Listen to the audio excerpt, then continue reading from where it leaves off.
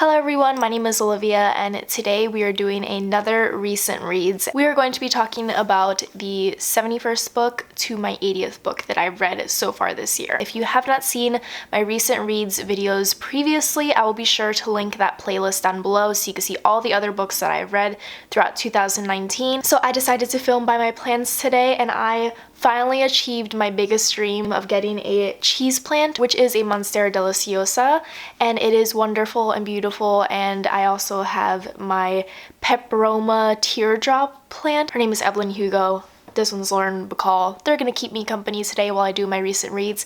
And let's just get right into it. Let's talk about the next 10 books that I have read in 2019. Most of them are actually from the library in this specific section of my recent reads, and I'm very happy about that because I finally discovered my love for the library and I discovered how useful it is. So I used it to the greatest extent in this portion of my recent reads, and I'm very glad about that. So let's just get right into it and let's talk about the 71st book that I read. So the 71st book that I have read is The Last Book Party. This is about a girl named Eva who is an aspiring writer, and she goes to Cape Cod to attend the party of these two famous writers, and there she gets to meet Henry and his wife Tilly, who are hosting the party. Then she also meets Henry's son, and it's all about, well, the synopsis says it's all about the love for books and how writers get inspired and how they get inspired by each other. And while Ava's trying to delve into the literary world, she learns that it's a little bit messier than she once thought it would be, and I gave this book 1 star, and I actually wrote a rant review about it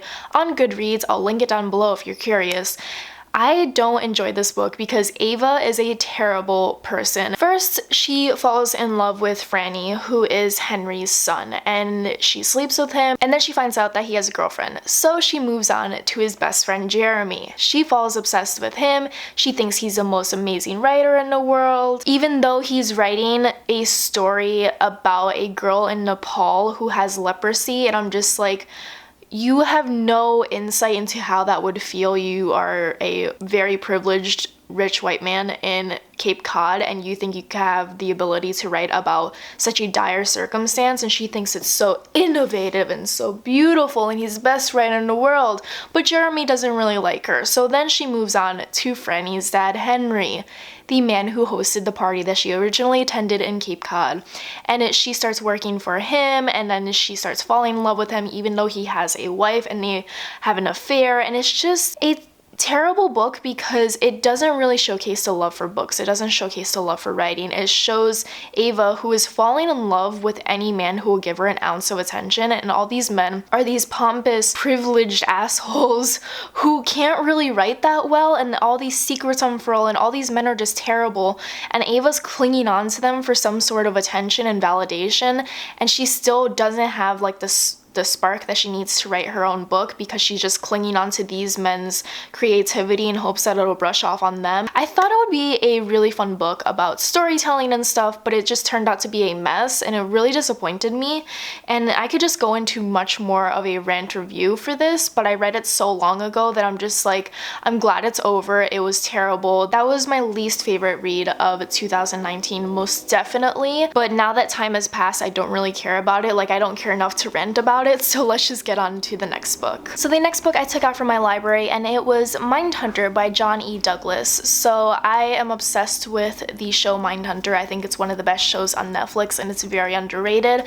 And I recently watched season 2 3 times, and I wanted to learn more about John E. Douglas himself. He was one of the creators of the behavioral science unit and the study of serial killers and how we profile them, and even creating the terminology for these types of killers that they study in the FBI. So I took out Mindhunter and I read it so quickly. I know I said in a previous recent reads that I read 1 nonfiction a year. Yeah, I read 1 nonfiction a year. But it turns out I read a couple more than I actually anticipated, and the one that surprised me the most was Mindhunter because it was so evocative and it was just so interesting, and it also showed how Holden, the fictional character in Mindhunter, has the same quirks and personalities and backstory as John E. Douglas, who was the inspiration for Holden. And it was just so interesting to see the insight and the process of John E. Douglas's mind, because he's such an intelligent person who can understand the minds of these men who who have committed such heinous crimes, and you get to see a little bit more details about the crimes, and you get to see other crimes that weren't mentioned in the show Mindhunter. So this book was just so interesting. I feel like if you're a fan of Mindhunter, you most definitely have to read the book Mindhunter because it gives you so much more insight. Speaking of, I only read like one nonfiction a year. Well, I read another one right after Mindhunter, and it was the audiobook of I'll Be Gone in the Dark. This is a book about a woman who is obsessed with the Golden State Killer, who was this prolific killer in like the 70s, 80s, and 90s that just like haunted California, and he would break into people's houses and just like commit heinous crimes all around California, like the entire state, which is gigantic. And it is about the author trying to learn more about these crimes and these victims. So while this book did start out strong, I feel like towards the middle and towards the end, it became very muddled because this book isn't in chronological order. It's kind of just bouncing around in the different timelines of this killer's crimes, so you don't get to see it in like linear story. It's much more like little bubbles into the different crimes that he committed. It was so much more confusing that way because like compared to Mindhunter, it's a linear type of book where it shows you Johnny Douglas joining the FBI, and then it shows you the crimes that he studied in a chronological order. Meanwhile, I'll Be Gone in the Dark is just bouncing around from different crimes to different crimes, and Michelle McNamara, who wrote I'll Be Gone in the Dark, actually passed away in the middle of writing this book, so towards the end her editors have to write in information that they gathered from her notebooks, and they have to kind of continue this story for her. And you can tell when her writing stopped and the editor's writing began because her writing was so immersive, it was so detailed, it was so passionate because she is so passionate about learning more about these crimes and shedding light on them. But then when the editor's writing came into play because Michelle McNamara passed away, you could just tell it was a little more lifeless, it was a little more muddled because they weren't as familiar with the crimes as Michelle was. So while it was interesting in the beginning, I was not a fan of the audiobook in general. It was so weirdly structured, and it was also just a very long book that I feel like could have been cut in half. The next book I also took out from my library, but I actually got a physical copy, and it is Wilder Girls by Rory Power. And this is a story about a group of girls who are stuck on an island in quarantine because the tox has taken over. The tox is somewhat of a mutation that affects each girl in a different way, so some girls get a second spine, some girls grow scales, some girls grow gills. It's all very different for each girl, and they're in quarantine and they're being forced to survive together. And one day, Hetty, who is the main character, her best friend disappears because the tox affected her a lot and she had to be put in a quarantine within a quarantine. So Hetty decides to look into this disappearance, and she does everything that she can in order to find her best friend, which means unraveling the secrets of the tox, of the quarantine, and of the academy itself. So this book, I would say, is very much like Annihilation, and I would say that the similarities is a little bit too close to Annihilation. Certain mutations that happen in Annihilation is in this book, so I feel like if you've seen the movie Annihilation or if you read Annihilation, you will be somewhat disappointed by this book because it's very much similar to it in a way that's like a little bit too close. And while I did enjoy the writing and the goriness and the just like cryptic feeling and the tension that was overlying this entire book, I feel like towards the end it just kind of fell apart, and all the tension fell apart because the revelation of what the tox is and how it was created was so far-fetched. It wasn't hinted towards in any type of way, and the revelation was just like, huh? Like, that's it? Like, I don't understand why that plot twist was included in the book. I feel like there could have been a much more interesting one, and I feel like every time I think about this book, I find more flaws in the structure of it, in the plot, in the characters, and it just makes me like question the book, because once I noticed that it was very similar to Annihilation, it kind of fell flat for me because it felt like a ripoff of Annihilation. It wasn't what I expected in a bad way. The next book I took out from my library was Security, and this is one of my favorite reads of 2019. This is a slasher novel that is so quick to read. I mentioned it in my short videos to read for the end of the year video. This one I finished I think in like 2 sittings. It is a story about the Mandalay Hotel. These employees are setting up everything for the grand opening that is happening I think like within a week, and they're setting everything up in the hotel. So while these employees are working through the night, there is a killer loose in the hotel who is killing them off one by one.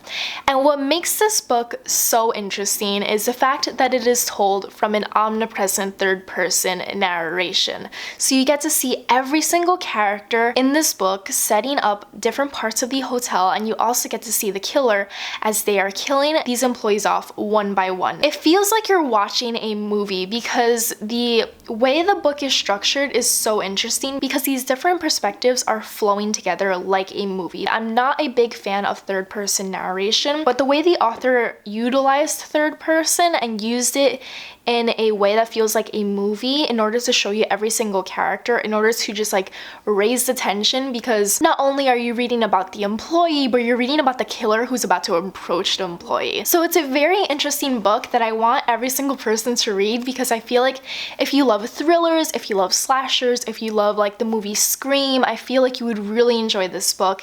And the way that it's structured is so interesting because sometimes the pages are split into columns to show you multiple point of views happening at the same exact time, and the way that she utilized different techniques of writing to use it in her favor and in order to show you every single perspective was so phenomenal. I haven't seen anything like it before, and it was just such a fascinating, weirdly structured book that I haven't seen anything like before. It was phenomenal. Cannot recommend it enough. I feel like it's very underrated. I want every single person to read Security. It's wild. The next book I read was an audiobook, and it was The Body in the Library by Agatha Christie. And I feel like with Agatha Christie books, the only book I like by her is The Murder of Roger Ackroyd and Then There Are None. Every single book that I start by her that's not those 2 books fall flat for me. And that's the same thing for The Body in the Library. I cannot tell you who even is the killer from that book, and I only read it a couple of months ago. It's just a very forgettable book, and the audiobook was not that interesting to me, and I feel like I'm not the biggest fan of Agatha Christie. While I do love And Then There Are None, and I really enjoyed The Murder of Roger Ackroyd, the other books that I start by her are not my favorite. So I can't even tell you my feelings about The Body in the Library because I just forgot everything that happened. And I think that's because there's so many characters in Agatha Christie's novels, so I mixed them up, especially since I'm listening to them on audiobook. I feel like I mixed them up even more because they don't have any distinct personalities to separate them from each other. So I have nothing to say about The Body in the Library other than I guess it was forgettable. The next book I read is most definitely a favorite read of 2019, and it is, hold for applause because this cover is gorgeous, The Starless Sea by Erin Morgenstern.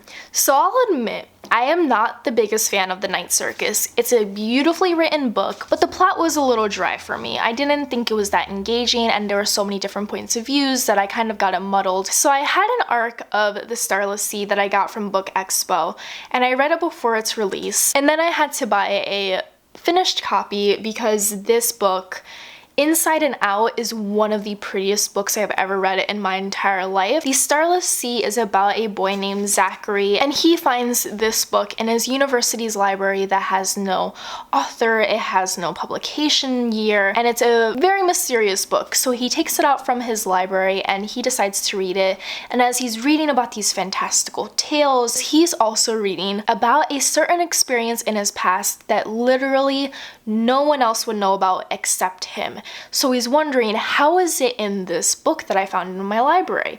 So he decides to research a little bit more about this book, and he gets sucked into this whirlwind of a plot where he's connected to like the secret society where books and magic take over these people's lives. I feel like you can't explain it. I feel like you can only experience the Starless Sea. And I feel like you should go into this book not knowing a lot about it, because once you go into it, you're just thrown into this fantastical, beautiful whole mystical world that combines fairy tales with Zachary's plotline, and it also explores other plot lines of people who have visited the Starless Sea. And it's one of the most intricate books I've ever read, and it was just a treat. I don't know how to describe the Starless Sea. I can only say that it made me feel so much, and it actually took me a month to read, which usually never happens to me because I'm always the person who wants to rush through a book in order to finish it. But the Starless Sea is kind of like a wonderful cup of coffee. I feel like you want to take your time with it.